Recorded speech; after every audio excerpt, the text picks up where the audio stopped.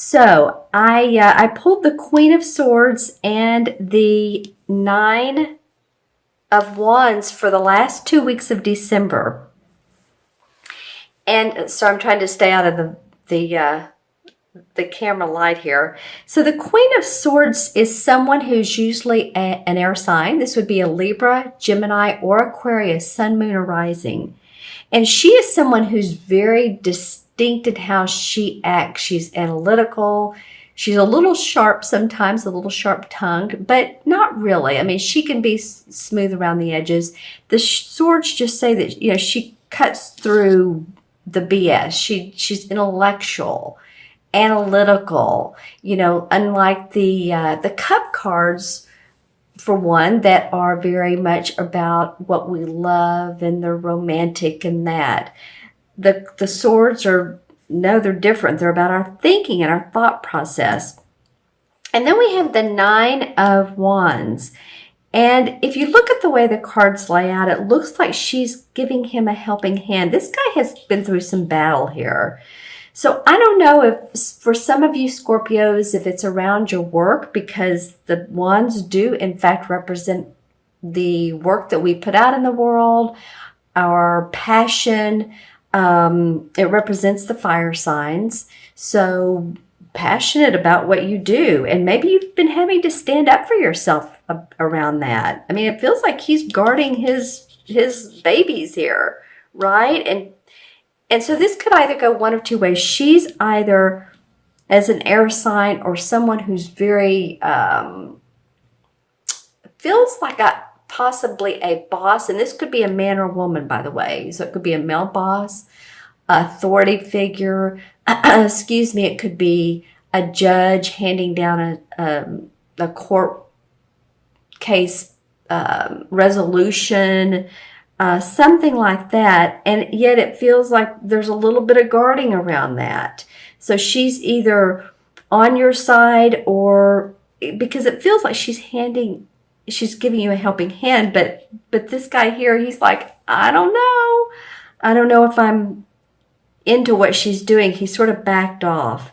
So I don't know if someone, the air sign, it might be someone's wanting to help you and help you get to your, where you want to be with your job. Maybe your job is like, I don't know if I'm, doing the right thing, or if, if I'm having to cover for myself, cover hours for other people. People have not let you down, but you feel like you've let others down and you've really had to stand on your guard.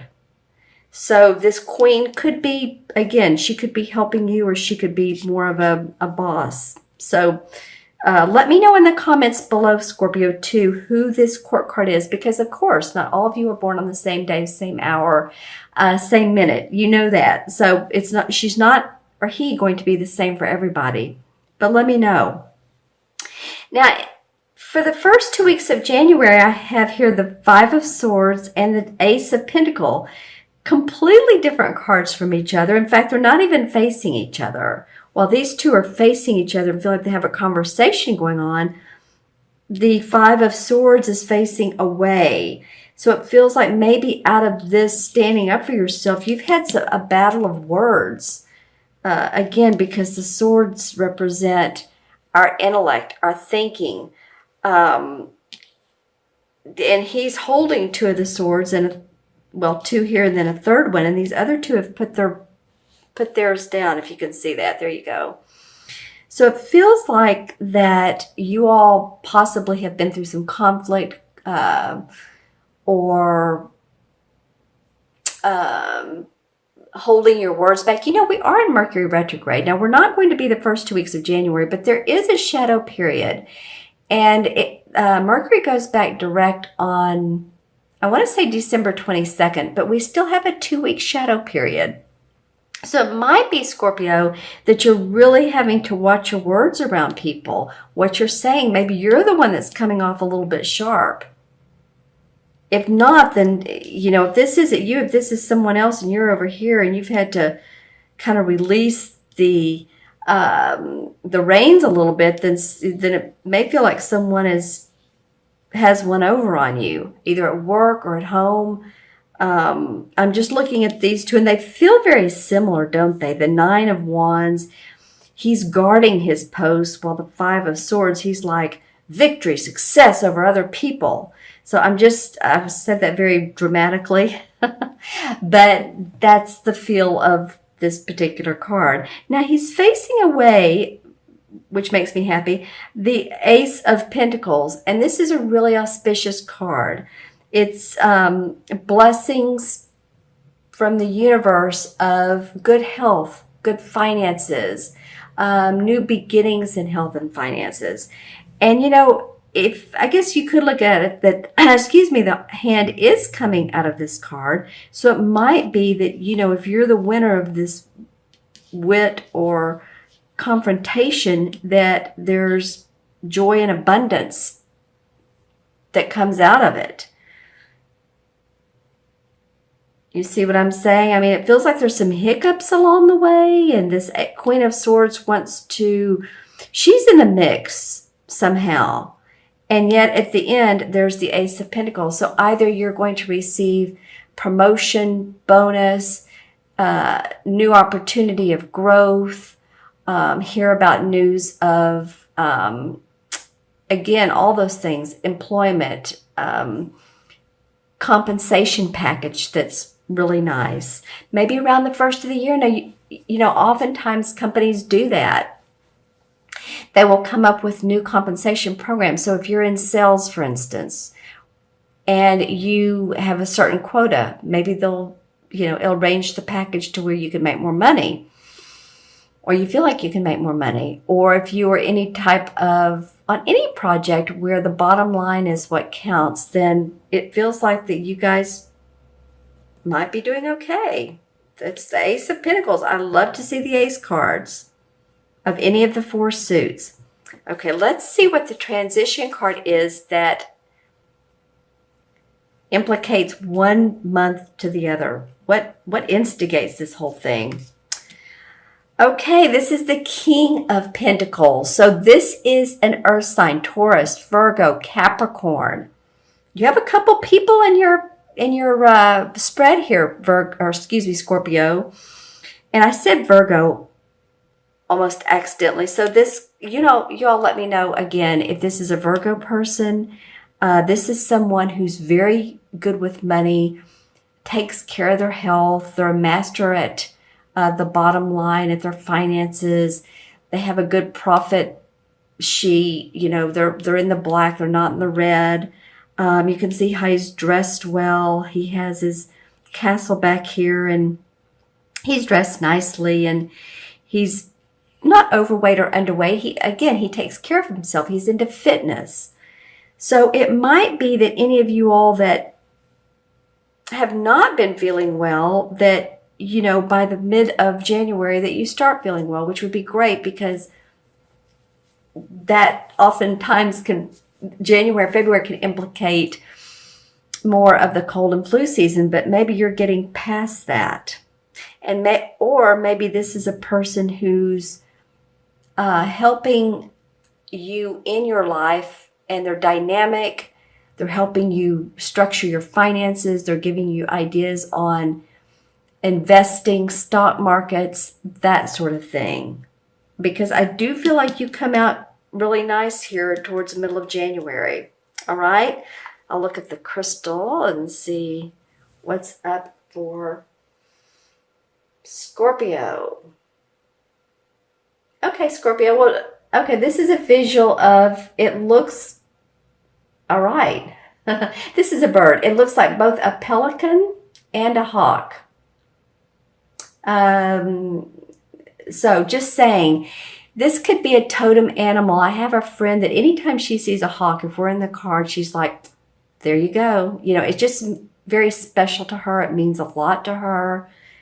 So you might want to Google the meaning of hawk and or pelican, because this looks like a long-beaked, possibly long-necked bird. This is not, it could be an ostrich. It could be, I'm just saying, if this means anything to any of you all, if you have totem animals, totem birds, all right?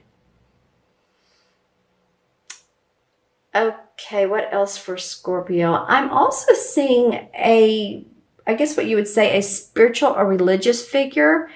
And this is not from this particular time era. This is, or even close. This is from eons ago. This might be more like a Moses figure, a king figure, Jesus, someone like that who has that sort of leadership.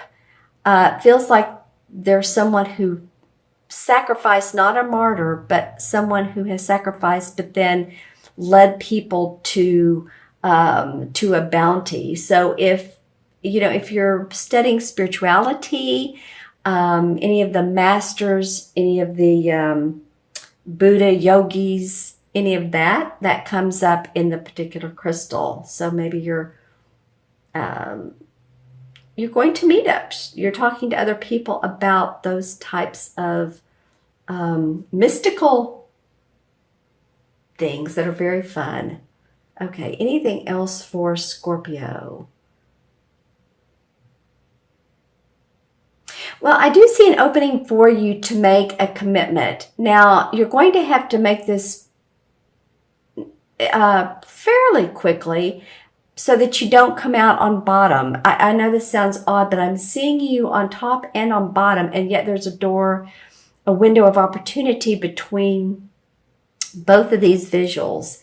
So if someone says, hey, you know what, I think you'd be great at, let's just say, putting together a thesis for me. I don't know where I got the word thesis, or a marketing program, or you'd be great on the computer at doing this or that. Think about that, Scorpio, because and I feel like this comes more in January. This might be an opportunity for you that makes you happy, that gives you a thrill.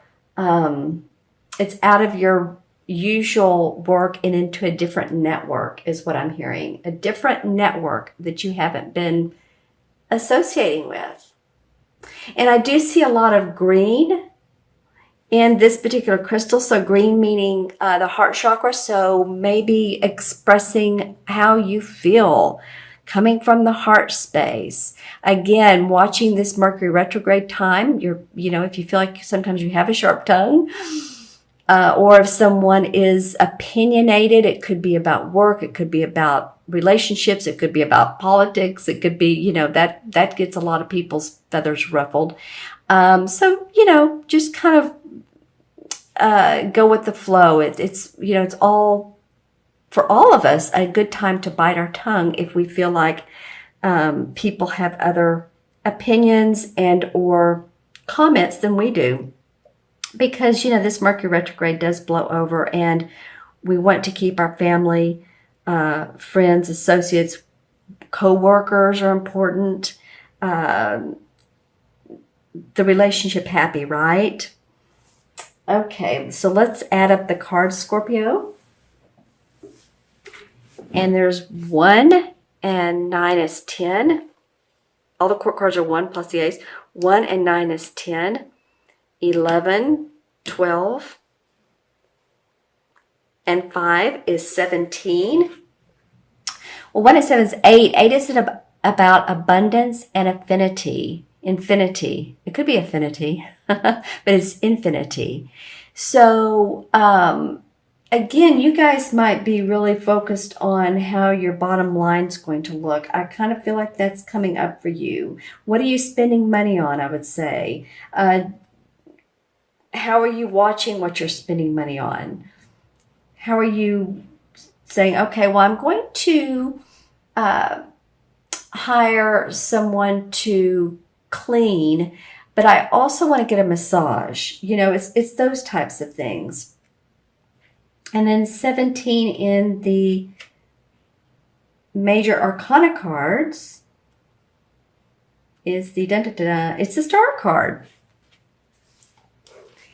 And I want to go back a little bit to what I was just saying, watching your bottom line and how you're spending on each expenditure.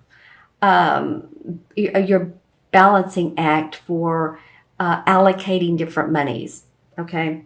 All right. So this all adds up to the star card. and number 17 in the major arcana. And this is really a misunderstood card. If you'll remember, it's the card where it's a nude woman. And she has one foot in a pond where she's flowing water, and she has another foot on the ground, and there's stars all around her. So usually this card indicates to me that your angels and your guides are around you. They're giving you messages. So if you're getting intuitive hits, Scorpio, then that wouldn't be unusual for you anyway. But notice them, acknowledge them, follow through with them. This is also represents the astrological sign of Aquarius. So maybe if you have any Aquarian friends, it also is, we're moving into the age of Aquarius, which is fun. The major word for this particular card also is hope for the star card. So I feel like with these different issues, communication, standing up for who you are and what you've done and your work, and this here, that I still feel like, you're feeling like, okay, there's still a lot of hope. We're all going through, I say we all, a lot of people are going through transitions and transformations right now. So you might be very well one of them.